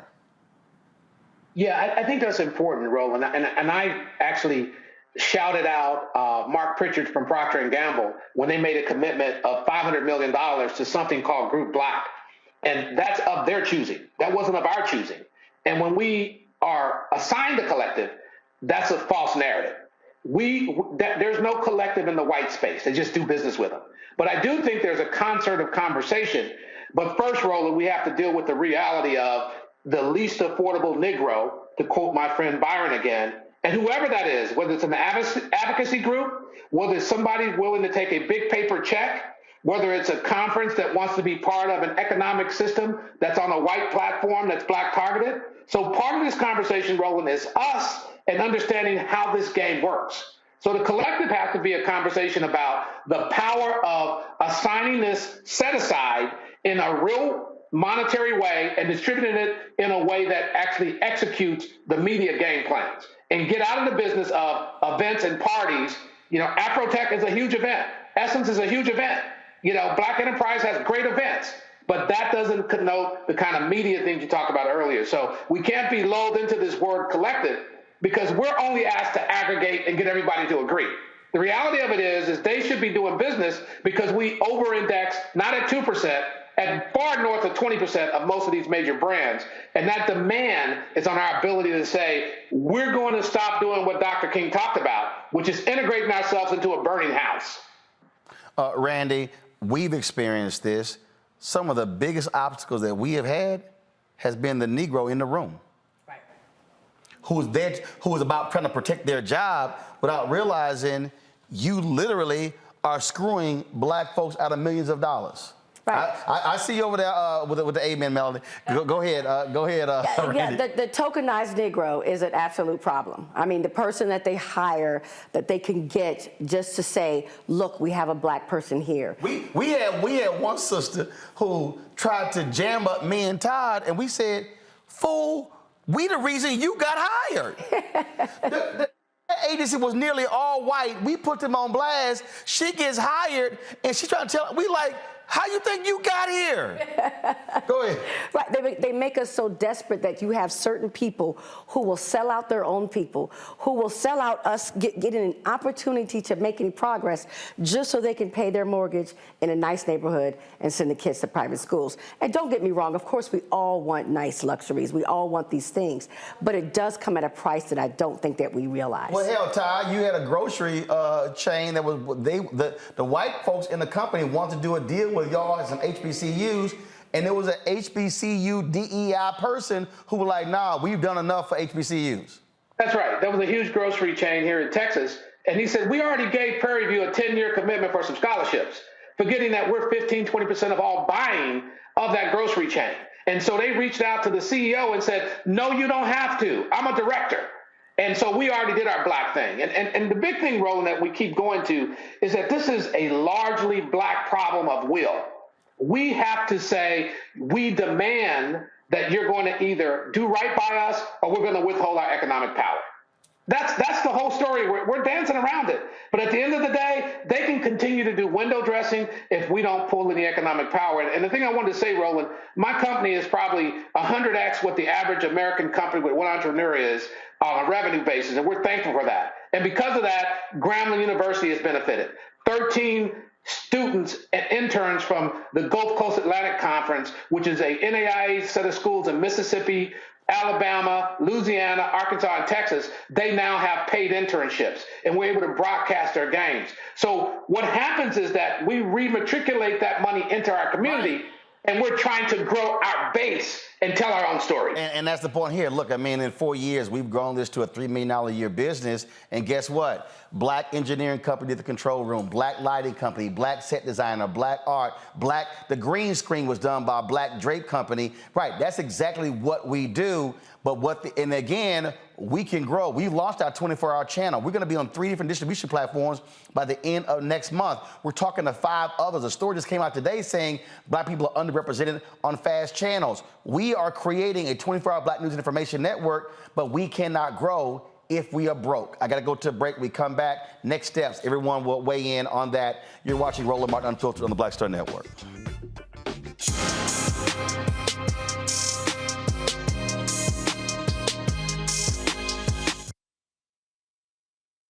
A lot of these corporations or people that are running stuff push black people if they're doing a certain thing. What that does is it creates a butterfly effect of any young kid who, wants to leave any situation they're in, and the only people they see are people that are doing this. So I got to be a gangster, I got to shoot, I got to sell, I got to do this in order to do it. And it just becomes a cycle. But when someone comes around and is making we don't, they don't want to push it or put money into it. So that's definitely something I'm trying to fix too, is just show there's other avenues. You don't got to be a rapper, you don't got to be a ball player, you can be a country singer, you can be an opera singer, you can be a damn whatever, showing the different avenues. And that is possible, and it's hard for people to realize it's possible until someone does it.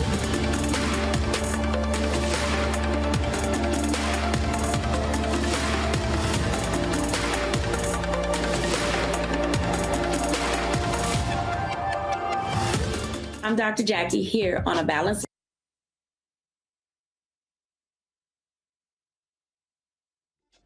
When you talk about blackness and what happens in black culture, we're about covering these things that matter to us, speaking to our issues and concerns. This is a genuine people-powered movement. There's a lot of stuff that we're not getting. You get it, and you spread the word. We wish to plead our own cause. Too long have others spoken for us. We cannot tell our own story if we can't pay for it. This is about covering us. Invest in black-owned media. Your dollars matter.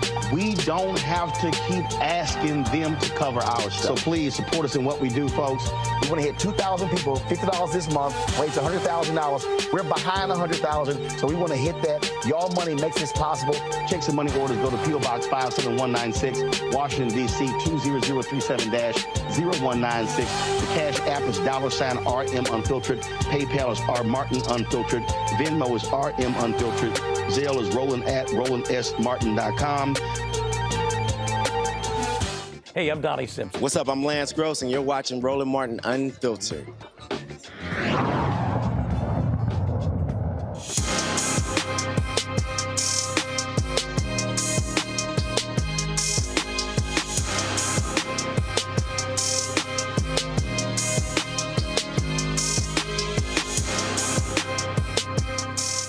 MLK's book is phenomenal, and that is, of course, Where Do We Go From Here, Chaos or Community. I mentioned Operation Breadbasket when he talked about what they do. He said the first step is negotiation. If negotiations break down, the step of real power and pressure is then taken. And he said the last thing is withdrawing our support of various businesses. So the question, Cliff, when it comes to this issue, where do we go from here? With Roland, as you were playing the Martin Luther King video, I always like to go back to a Malcolm X quote, and it says, "The media is the most powerful entity on earth. They have the power to make the innocent guilty and to make the guilty innocent, and that's power. Media has the power to influence minds, ideas, behaviors, and attitudes of the masses." And that goes to say, if we're not controlling media, we're not controlling the image of African Americans all over or Black people all over this world. I think the collective piece is very important. I respect what Byron Allen and you brothers have been doing, but one of the things I would say is, when we're going to these corporations, we have to gather more Black voices so that it does look like it's more of a united front. Black folks have always had a spokesperson, and we have to get beyond that and have us again go in as a collective and make our demands, and then take those demands basically to our people, as you said, and educate so that there is an action plan. People on the chat wondering what can they do, and as we give them information, that strategy will then be developed to say, hey, we may have to shut them down, we may have to boycott them, but at the same time, we got to balance out the tables and tickets that happens with all of our organizations in every city and nationally. Got it. So these are the things that we have to deal with. Melody? I am, as I've grown older, I really have started studying Martin Luther King. So I so appreciate how you put him as part of this conversation. But I want you to think about something, Roland. It didn't get real about Martin Luther King. When he was talking about racial equality, everybody, they loved him. When Martin Luther King died, he had fallen out with the American public. White folks were done with him. You want to know why? The money. Because he started talking about money. Boom. He started talking about money, right? And so I've come to understand that his conversation some 50, 60 years ago is the same conversation we're having now. That's it. So this is not a sprint. It's a marathon. We have to continue to put foot on neck. We do have to go in collectively. But you know what I realized? We've become teachers. When we go into these rooms, we are teaching and continue to teach over and over again because the room continues to change, right? But we just have to keep hammering away with it. Because the one consistent thing is we are Black, we are authentically ourselves, and we are the only one who can tell our authentic story. And that's the value of us. Terrell. That is our value. Terrell? Yeah, I'm going to give you guys a little bit of a slightly different perspective that I'm sitting on. Is I really am about ownership. And I am past the point of just taking any handout or trying to scrap for these crumbs. Roland and I have had these conversations time and time again. I'm about figuring out how can I build equity, how can I support, how can I create M&A opportunities within my community, how can I raise funds, and the key here is, and I ask you, what do we own? What industry, what space, what product, where is our ownership? And how are we funneling that to our children and our children's children? So the problem I have sometimes is, and I agree with our collective brilliance, what I would love is to see how we can create that into a centerfold and then drive change from our vantage point, from our position, with leverage that we control and that we own. So within the space, let's be specific. When you talk about Black media, I know, we know, whether it's television, whether it's music, whether it's fashion, streaming, we set culture. The problem sometimes is our ability to own, manifest, and monetize the culture and keep it within our community and circulate these dollars so that we see economic change and then we create the leverage that we want to see long term. So I would love to see us pick a point, pick a space, pick a place, and dive in and go hard. Now, can we boil the entire ocean? That becomes difficult. Do we have all of the upfront resources? Absolutely not. But if we take a space and you create a level of focus and centerfold, over time, you can begin to expand. But as we stay dispersed, I feel we stay separated from each other, and ultimately we don't see enough shifted change. Randy? Advertising agencies control image. That's what they're hired to do, is to control a brand's image. And what I don't think people are talking about is that what advertising agencies are saying is, we don't like what black media is saying about black people, which is absolutely ridiculous. They feel as if they should control the image of black people. And we need to reject that and say, you know what, I don't see myself reflected at all within this brand. And so, yes, we are going to leave it alone. We're not going to support it any further. And it's not just about who we don't support, but it also is about who we do support, right? And we need to provide people like Roland Martin and other news media with the numbers to say, listen, you are losing, as they are, you are losing black followers every single day because you are not at all reflecting who we are. Because guess what? This ad agency has ignored who we are. They've ignored black people. They've ignored. They're trying to speak for us, and we need to stop that. It should be our voices. We should control our voice and our image, and not them. Todd? Yeah, there's a couple things, Roland. I don't really get involved in the fantasy or Pollyannish conversation about aggregating and getting a collective of black people to agree. I work with 101 HBCUs. I think 30 or so are on my platform, and we represent 70% of where black people are. I've never seen an HBCU in a white neighborhood. White people love HBCUs. Most of them have 10, 20, some 50 HBCU initiatives. And all it's about is paper checks and scholarships. So when I talk about the economic impact of HBCUs and their ability to actually drive economic impact in the communities that they serve, it becomes uncomfortable. We have a deal with a major, I'll tell you, it's Walgreens, where we want to drive traffic in the communities that they live in with products from a company like Procter & Gamble and represent a welcome mat to folks. Because at the end of the day, 50% of all advertising is wasted and 50% is directional. That's an old trope. But the reality of it is they've turned it into a data business, and they've eliminated us from the data business because we don't have the ad technology to deliver it consistently. So we have to build smart pilots, Roland. We have to execute within those pilots, and we have to have a demand conversation about our ability to drive commerce for these brands, because they can do a substitute for everything we're doing, and they've been doing that for the last 70 years. So we have to demand that they partner in a different way and get out of the DEI business and get into the business of advertising and delivering media and delivering our audience where people actually drive commerce transactions, because that's where that $1.6 trillion shows up.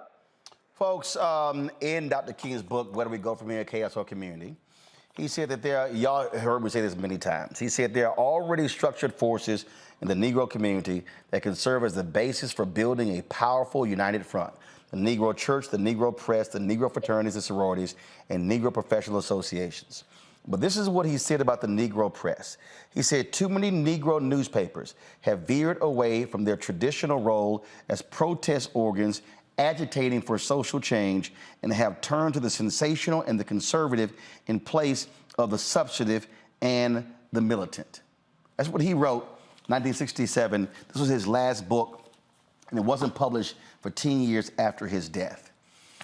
All of these agencies and many of these corporations that we deal with, they have been calling Todd, they've been calling Hardy Pelt, his co-founder, wondering what I was going to say tonight. They have all been worried. Here's the deal. If you are doing what you're supposed to do, why are you worried? See, if you actually are spending the money, you shouldn't be worried about what I have to say, because there will be the results to actually show it. The fact of the matter is, for all of these agencies and all of these companies to say, oh, we're exceeding our goals, prove it. Show us the numbers. Show us who's getting what. Literally.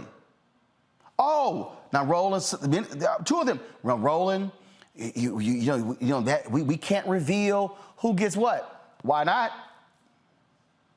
If you want us to actually believe that you're hitting the goals, be transparent.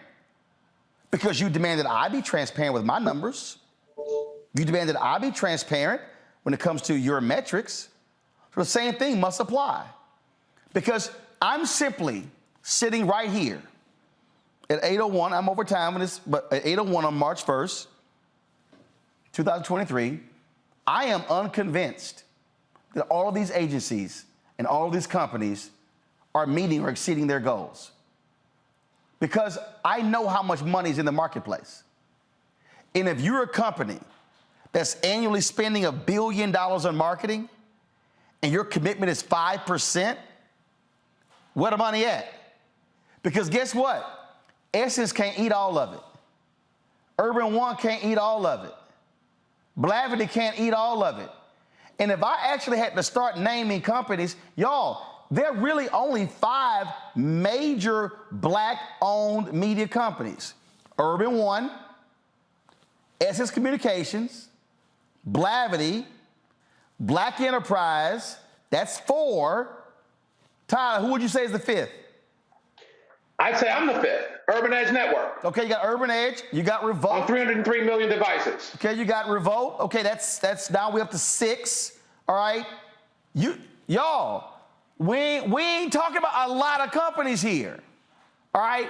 I know for a fact there's nobody in our space, 1 million YouTube subscribers, 100,000 downloads of the app, on 3 major platforms with 24-hour streaming channel.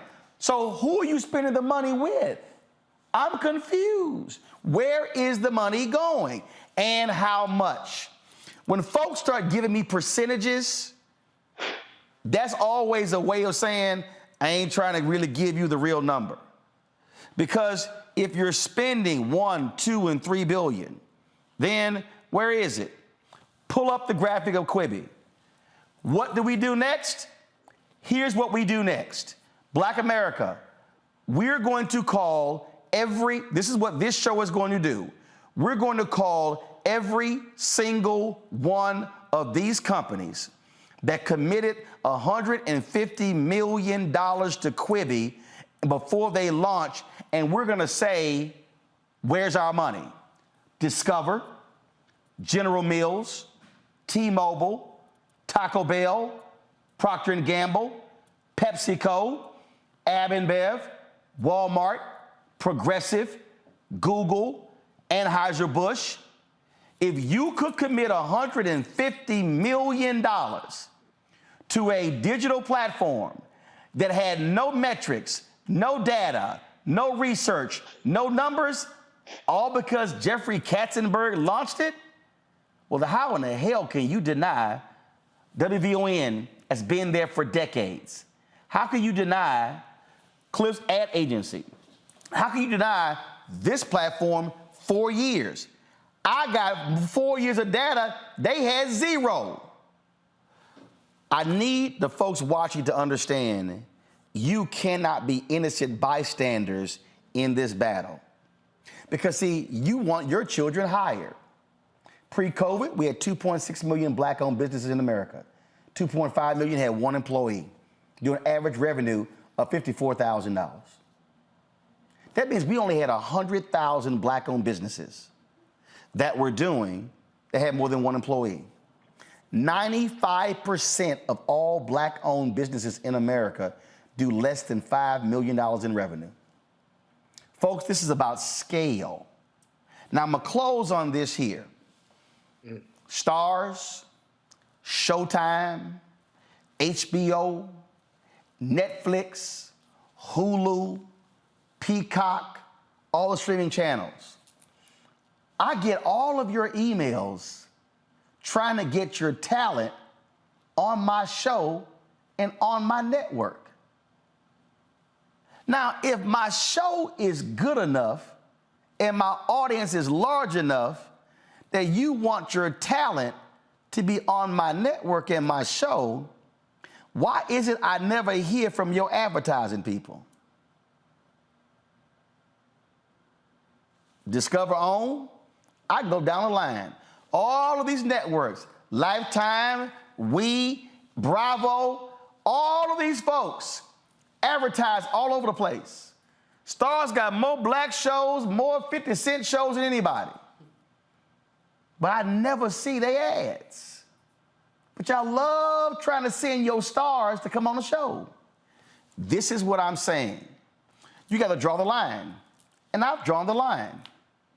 I will not allow any black celebrity from Showtime, Hulu, Peacock, HBO, Netflix, Starz, OWN, or any other network to come on this show if they are spending zero money.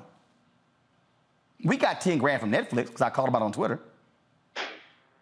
That's it. We got $250,000 from Young and Rubicam for the census to put them on blast. Why should I have to do that?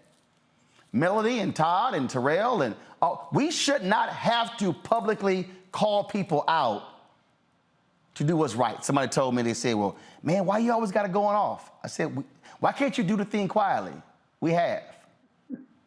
We've met with Publicis for 2.5 years.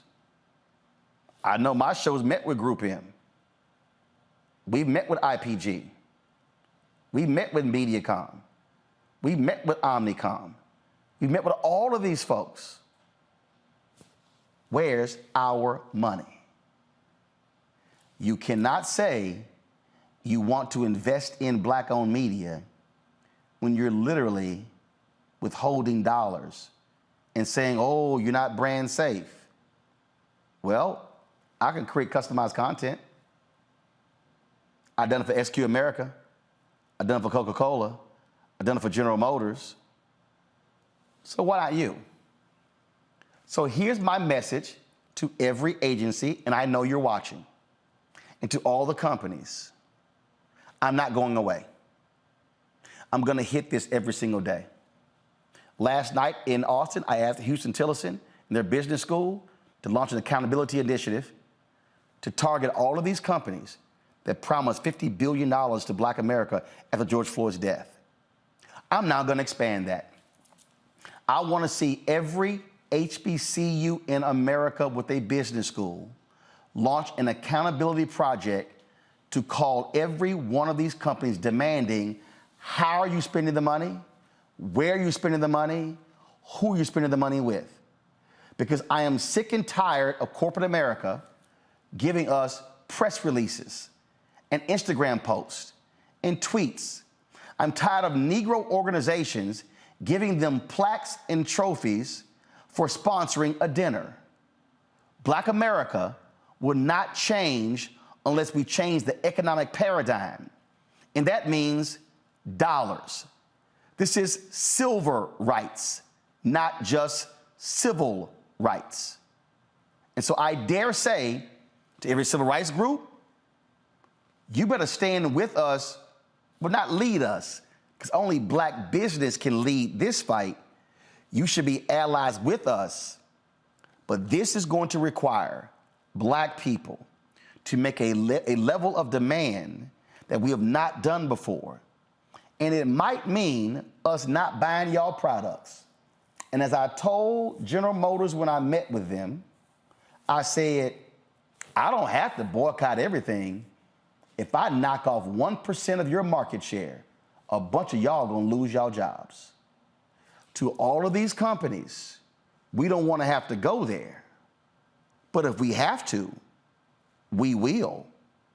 And trust me, if I got no money last year, and I got no money last quarter, and I got no money last month, and no money last week, and no money yesterday, and I got no money today, it's a damn good chance I ain't getting no money tomorrow. I will not praise your announcements.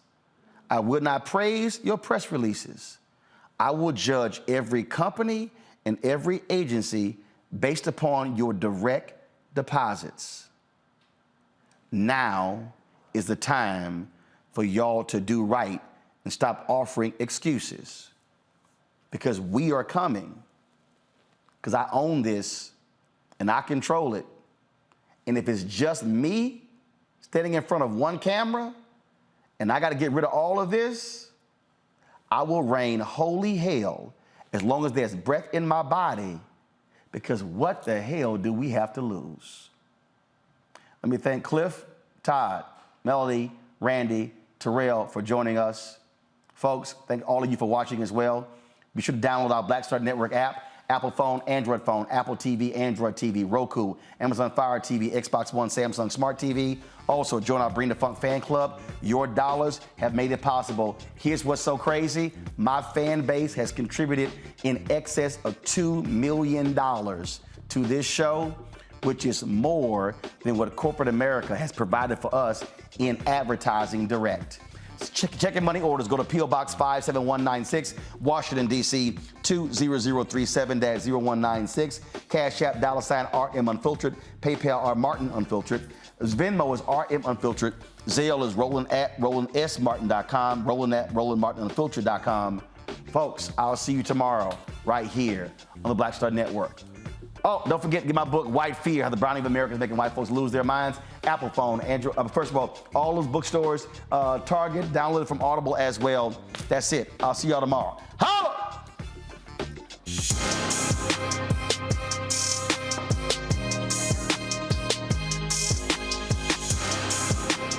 Black Star Network is here. Hold no punches. I'm real revolutionary right now. Black power. Support this man, Black Media. He makes sure that our stories are told. Thank you for being the voice of Black America, Roland. Stay black. I love y'all. All momentum we have now, we have to keep this going. The video looks phenomenal. See, there's a difference between Black Star Network and Black-owned media and something like CNN. You can't be Black-owned media and be scared. It's time to be smart. Bring your eyeballs home. You dig? Pull up a chair. Take your seat. The Black Tape with me, Dr. Greg Carr, here on the Black Star Network. Every week, we'll take a deeper dive into the world we're living in. Join the conversation only on the Black Star Network. Hi, I'm Dr. Jackie Hood Martin, and I have a question for you. Ever feel as if your life is teetering and the weight and pressure of the world is consistently on your shoulders? Well, let me tell you, living a balanced life isn't easy. Join me each Tuesday on Black Star Network for A Balanced Life with Dr. Jackie.